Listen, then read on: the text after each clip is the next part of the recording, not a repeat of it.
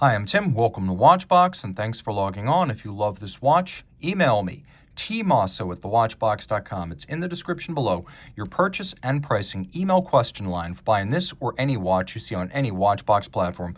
Please reach out to me directly for pricing, tmosso at thewatchbox.com. Today, we're discussing an icon of Girard-Perregaux. This is the WW.TC Chronograph Worldwide Time Control, a watch that combines a chronograph with substantial wrist presence and a world time complication. It is a large watch, 43 millimeters in diameter in red gold. It is 13.7 millimeters thick, and from lug tip to lug tip, 53.7 millimeters with a 22 millimeter spacing between the lugs.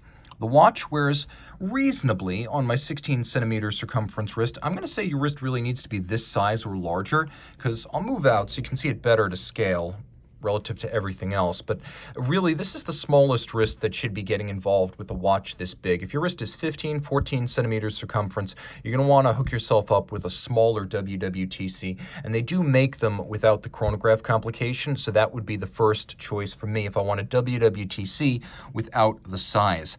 The watch, however, is thinner than you'd expect, and with a sloped bezel, it will slide underneath most dress cuffs. The strap is substantial to match the case.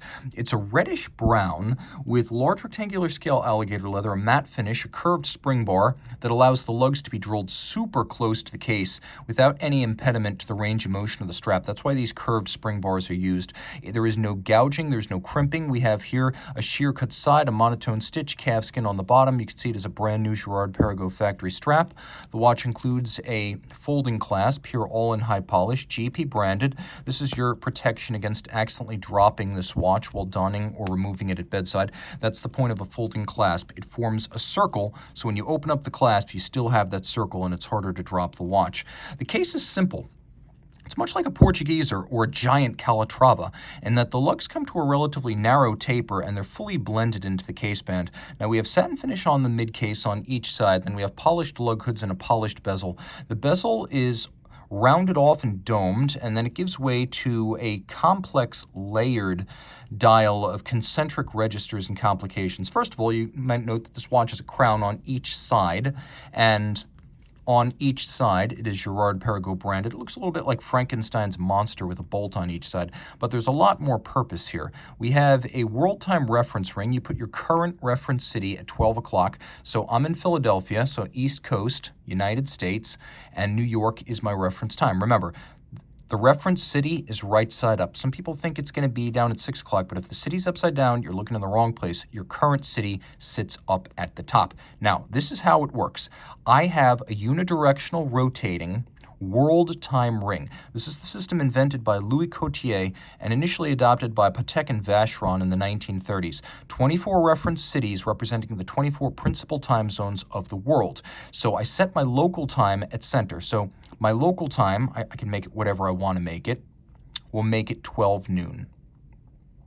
And the nice thing here is that I can read whether it's 12 noon or 12 midnight just by reading my reference city adjacent to this hour ring. Because the hour ring moves in a counterclockwise fashion, it's quite intuitive. You just look at the oncoming hour and you realize which hour you're in. So I was looking at 3 in the afternoon. Now I'm moving towards 4 in the afternoon. You can see the 16 is the nearest numeral, but I could easily go to Cairo and see that it's approaching 11 at night, or I could go to Bangkok and see that it's approaching 4 in the morning. And that's why we have a 24-hour reference ring with 2 semicircles, one red, one white. The idea is that I can read day and night in all of these places. Now the minute hand at center represents the minutes for the entire world. So if I've got a time zone that's 15 or 30 minutes out of sync with the others, some weird idiosyncratic Latin American or East Asian or local airport time, this watch is not going to be able to measure those small increments. So you get 24 principal time zones. Just keep that in mind.